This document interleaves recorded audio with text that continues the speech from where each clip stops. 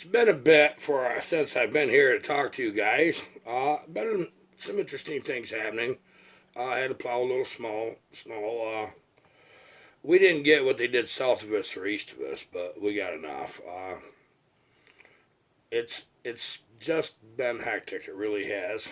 I got dirt on my glasses. I can only see out of one eye. I'll show you how I got my dirt on my glass. I was blowing off a saw. I'm gonna smear it around good. That'll be it. I've been about 2 months trying to get regrouped and back in order. Our weather broke. It's going to be 38 today. 38, yes. 48 tomorrow. Then back to 33, 36, 20s, 30s at nights. This right here is sap season. This is when we make maple syrup. I don't make maple syrup. I used to, but coming out of the winter with everything we have to do extra, I don't have time for that. I really don't. But a little something to bring you up to date. You know what Tin Man's up to. We sent him a few little special parts for Buckin's 266, and Buckin sent him a pretty decent 266 to build. Can't wait to see that build. I'm looking real forward to that, Tin Man. Okay. I want to see what Tin Man does with that. I think he's going to have a lot of fun building that saw, especially with them parts. We have Buckin's 455 going out in the mail today. Finally. I'm playing catch up. I come out to the shop this morning. I don't know where I'm at. All my tools are laying on a bench right where I left them. Now I'm going to need a day of cleaning up. But today's about getting Buckin's saw out. This is it. I've been telling him for a week straight, tomorrow. Every time tomorrow happens, some freaking thing happens where I got to go a different direction and I don't want to. I miss it out here, honestly. But let me fire this mother up. I just started it out 15 minutes ago. So I shouldn't need how do you think of that plate? That's kind of interesting, isn't it? I shouldn't need a choke.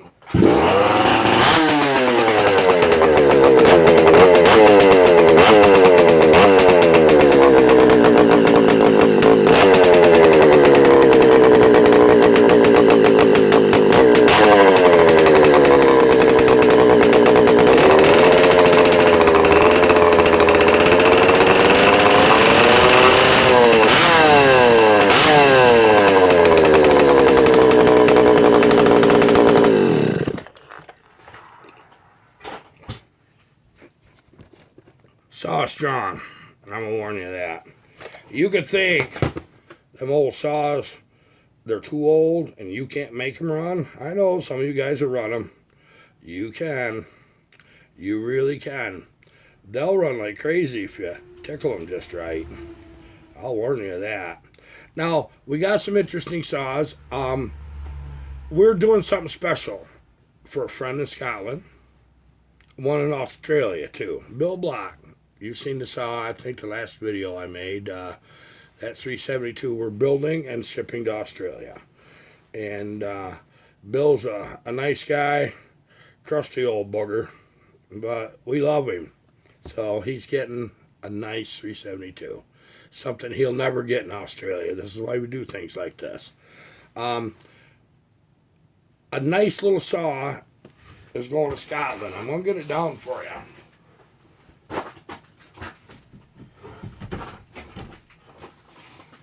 This is courtesy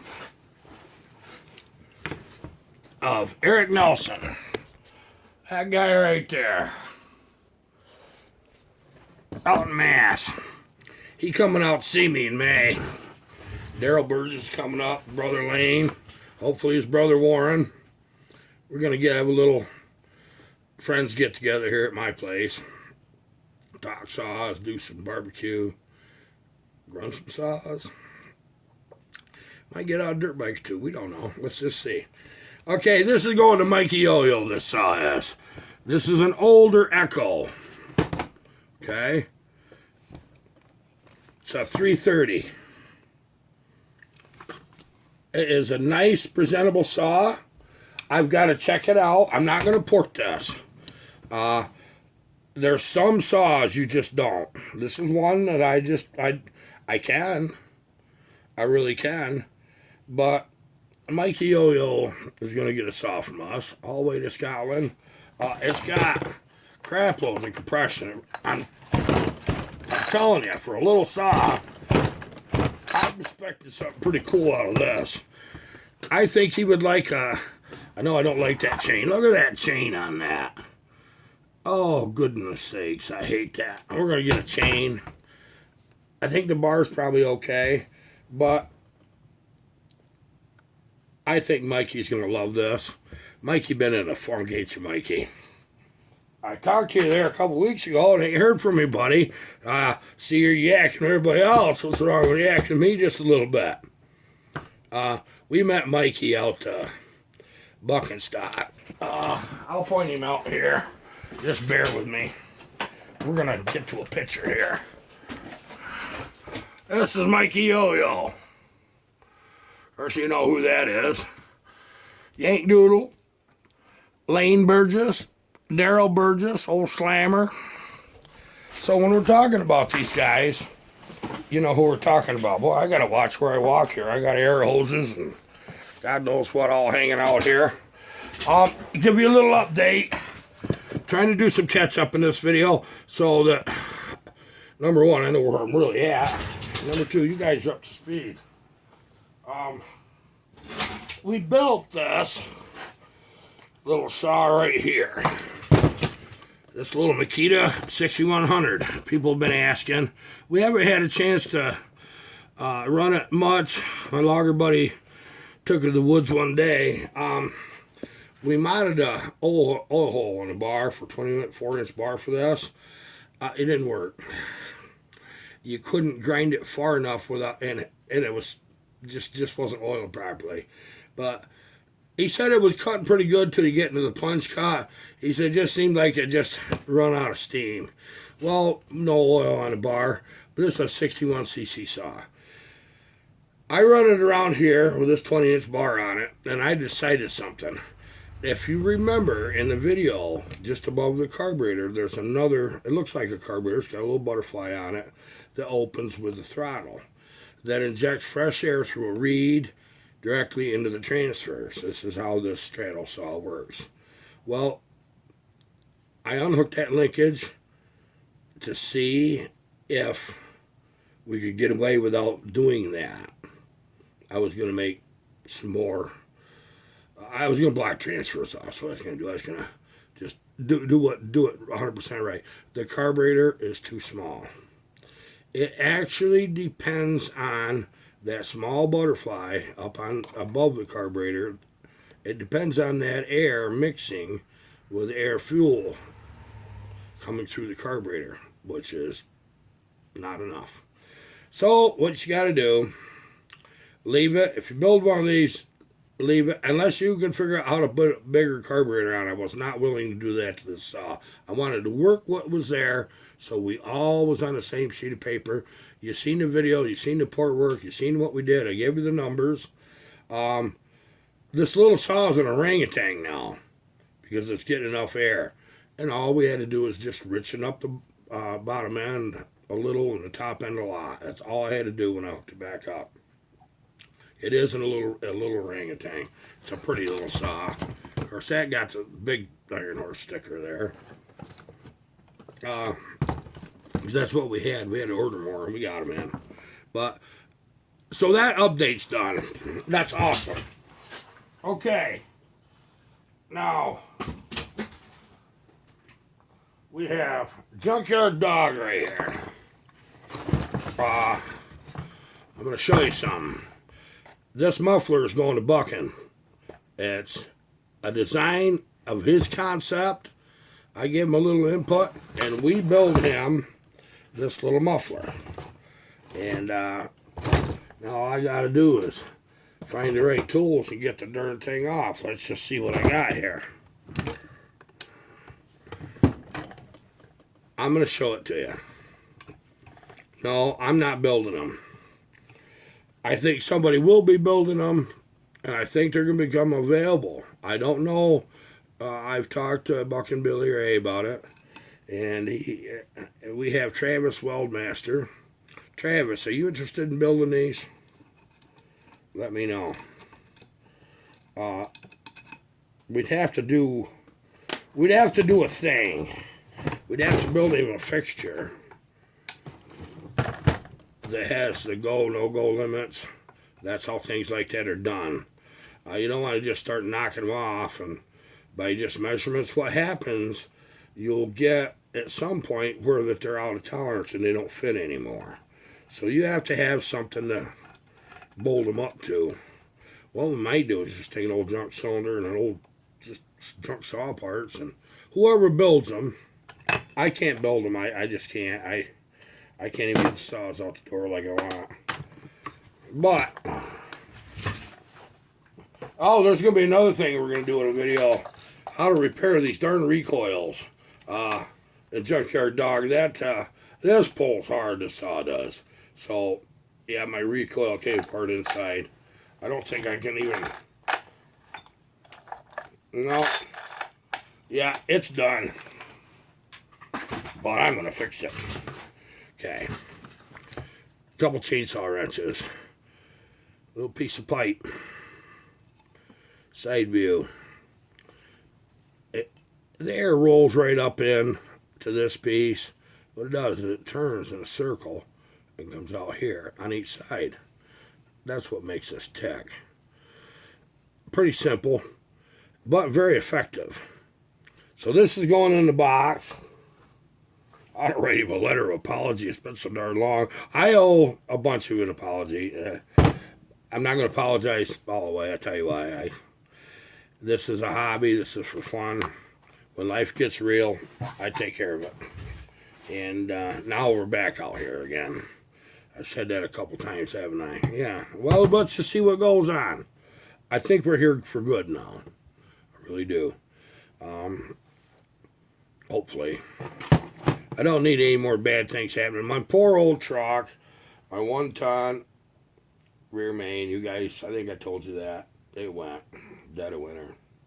The truck runs beautiful. It's just a work truck. That's all it is. We ended up having to get another truck, and which I will show that on a video at some point.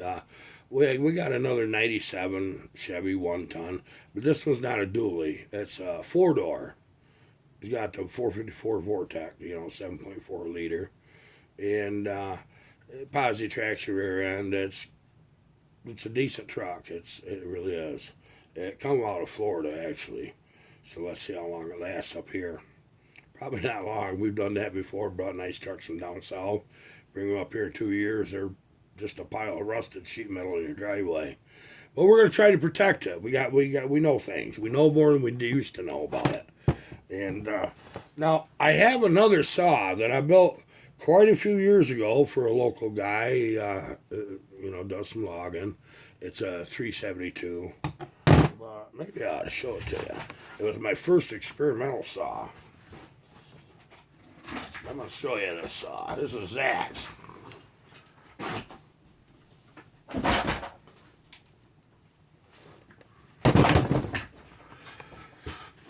This has been out there for quite a few years. Now, 372. Remember back when I was using the dominant pistons? Yeah, it's the dominant piston in this one. This has got a Husqvarna crank and good bearings, good seals, good oil pump. Ignition went out of this. Now I'm going to tell you what this actually is. This is a 5-year-old build. It's a Husqvarna. This is the first one that I put the good parts in just to see what made them tick. I did use an OEM cylinder, the used one, with the dominant Mega Dome piston, and I used the Husqvarna crank, and I think these Nazi bearings in this one, I think, and good, the real good seals, good oil pump. And I actually used a Husqvarna coil. It's an unlimited, but it gave up. So we have a coil ordered, and we will be getting this in. But the saw has held up remarkably well.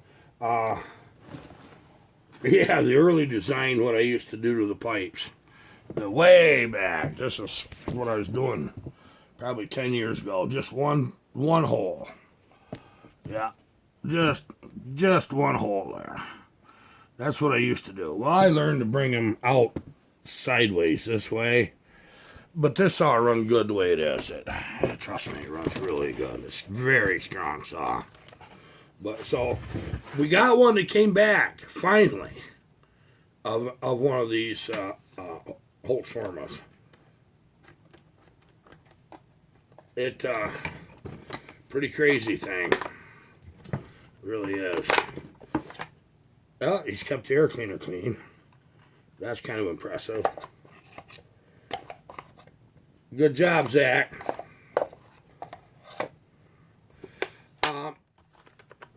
Hopefully here directly. Tomorrow, I might even show this on video a little bit.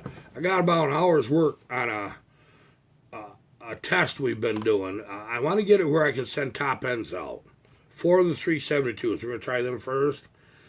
And Keith Wesley. In fact, I said I'd have it out 2 months ago. I'm not going to put a timeline on anything anymore. It doesn't work for me. But what we're doing is building him a top end. He's going to put it on, send us video of it. And he's got a degree wheel. He's learned how to check the numbers. He's going to check the numbers to see what the difference was from his saw to the saw I have here. I have one that all of the tolerances are dead in the middle. Crank center line, deck height, everything is dead in the middle. So I'm using that to build off of for the 372s.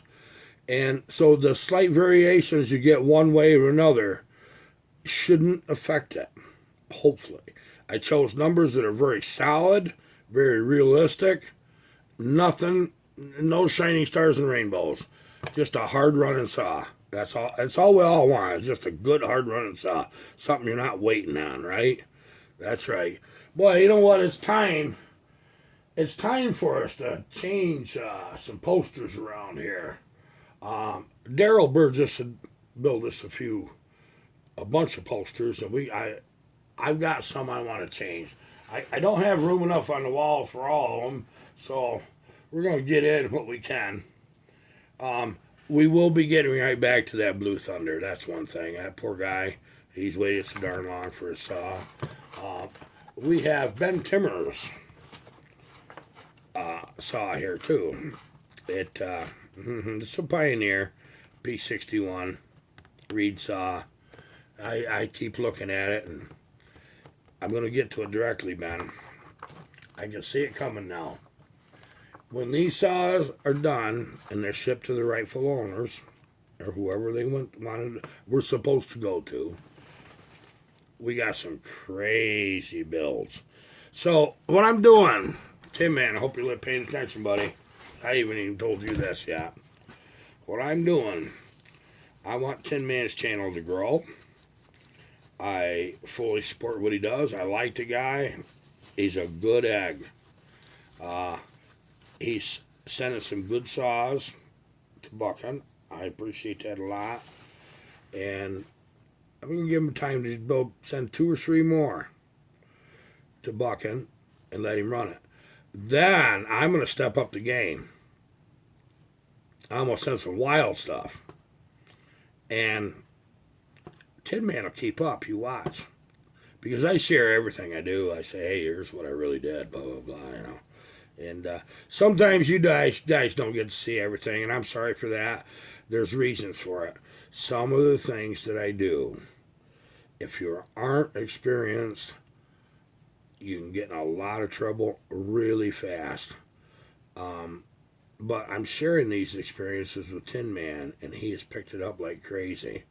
And he's added his own twist to it. I like that. Yes, I do. Let me check my fire. Oh, got me a coal fire. Oh, I got me a coal fire. I feel pretty good about that. My poor old degree wheel. It's got where I couldn't read it there. We washed it up this morning.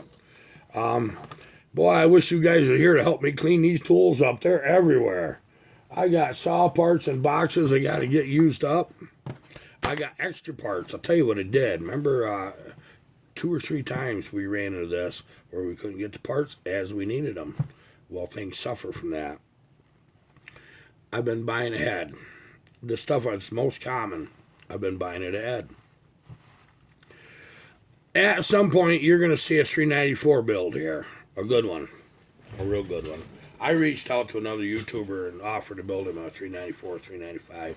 He never answered me, so he don't want to need one. My sauce must be. But I offered one. And that's good enough. That's all I'll say about that. But we are going to build another 394. I'm going to build one for me and just play with it a bit. And I think we're going to build one for buckin. I think. It's good. See, we got 3 channels right now between Tin Man, Buckin, and I that we're working together and going forward. You guys already know this. Before I come on to this YouTube thing, you couldn't find nothing out about porting chainsaws. Nobody wanted to tell you. And when I seen that, I said, geez, I can't not do that. I gotta show them. So, I know I'm the first one that actually showed you what the real deal is and how to do this stuff. And we've got quite a few new YouTubers have cropped up now. And I watch them and I know, okay, I know where you got it from. But we've upset people in the way. We really have. There's people out there, especially forum guys, didn't want information out there. So they do what the Democrats do. They just try to frickin' jack slam them and run them off and make them not exist. All they did is help me. Yeah, we went through that last year. I didn't care. I didn't. This sucked. Nobody likes to be bad-mouthed. I hear on that one forum they have 47 pages just about me. You know, that's a huge compliment. If I'm upsetting them that dang bad, I'm doing something really good then. And you guys are benefiting from it. And, but I'll warn you, all you new guys out there following me, better step up. I'll show you what I'm doing. I'll show you exactly what I'm doing. I won't hold them back, but the next level saws don't hold up. They don't. Everything I've showed you to date will hold up good. But the next levels don't. They will for quite a while, in some cases, but they're getting dangerously overpowered. You can get too much out of one of these little saws. I'm going to warn you of that. You really can. If you're struggling or fighting to try to even keep up now, go look at a playlist on my channel or go watch Tin Man. He's doing an awesome job. I'll tell you what I like about Tin Man.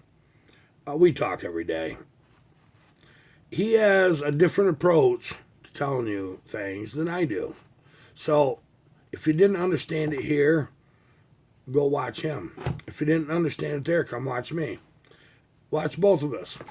But watch somebody if you're trying to learn. We're going to get into dirt bike porting here at some point. Would you like to see that? The monster transfers that we build come from dirt bikes. The relationship to how big the transfer is compared to the cylinder in a dirt bike, 6 times larger than what chainsaws are even capable of. Straight away, that's what it is. So you have to understand that being a dirt bike builder, building chainsaws, I didn't come up with this on my own. There's just a handful of little new ideas that I did develop myself. Mostly everything I tell you or show you or explain that we are going to do at some point has already been done, just not on saws. And I'm just going back through and picking the list. You sled guys, you tickle me too. You know the deal. A couple of sled guys was talking to me and say, geez, everything you're saying makes so. We've been doing that for years on the sleds. Why not on the chainsaws? The chainsaw industry, as far as porting, is 40 years behind. So a lot of these guys are out there porting. They're the old school guys, aren't privy to the new information. They're not. But I see some of them are catching up. Some are not going to. Some people get hard-headed and won't try something new or new to them, even though it's been done so much before. Sucks to be you. That's all I got to say. I'm going to try anything new. Like, look at what you guys tell me. Well, have you tried this? Have you tried that? I'm like, wow, there's some sharp people out there. Yeah, yeah. Email me. I'm going to try that. Explain a little more. I want to know. I want to know what you're thinking. What have you been up to? What have you been building when I haven't been building? Or have you been like me, just trying to get through the dang old winter clean? I didn't want to. I went into this winter not prepared. I'll warn you. And this big C crap, I'm so sick of that I don't even want to talk about it. I won't. I will be putting a video shortly up on Rumble. I can talk there. And I've got one up there just to establish the domain, but I got a lot to say. I got a lot to say, and I'll say it on Rumble. I'll let you know when I do, for those of you who are interested. But cute little muffler. Sits right in your hand. Kind of a neat little thing. There's a lot of science behind the fact on this muffler. I'm going to tell you, there really is. And when it dawned on me what Buckin was trying to tell me, I go, oh boy. Like these bark boxes. I'm going to tell you something. On these new steels, that's a good idea. It's not making more horsepower. What it is doing is letting the air out and letting out the pressure, the heat. It's doing that. Okay, so they could have already done that easy. Goodness sakes, that's a no-brainer, isn't it? The guy's got a good thing going there on them bark boxes because it's something you can buy and you can bolt on and it works and it gets your heat out. And the saws do perform better. And I know they do. I haven't got a bark box yet. I'm not spending the money for one. But I did try that years ago, that same concept. But the older steels, back then, were already pretty good. They got the air out good. Not like these new ones. And so, yeah, get the heat out. If you got a design muffler you want to try in it, you don't want to build anything crazy. Just think about you're trying to reduce the back pressure some. You need some back pressure, I'll warn you that. If you don't feel pressure against your hand and it just kind of burbles out, you better increase your back pressure. You need a little bit. You need enough. But you got to have flow. It's got to go out to get the heat out. And then you'll save your saw. Big experiment. Great big wide open crazy, don't do that. You'll suck fresh air back in. You'll wreck your saw. You really will. Keep in mind when you mod your mufflers, you blow them out and you clean them out and you make sure there's not rusting. In fact, saws that set a long time. Take your dang muffler out and look in there. You're banging on your bench. You're going to find out it's rusty. Rusty mufflers have took out more saws that set a long time than anything I can think of. Because the saw sucks the air back in. Nice little tip for the day right there. Get rid of your rusty mufflers when you're going to start your saw. Do something about that. Okay, I've got to get this 455 in the mail, so I got to box it up. That means I got an hour of cleaning and about 30 minutes of packing. I'm going to throw a muffler in. Tomorrow, we'll be back here. I know we will. I will be seeing you very shortly. Goodbye.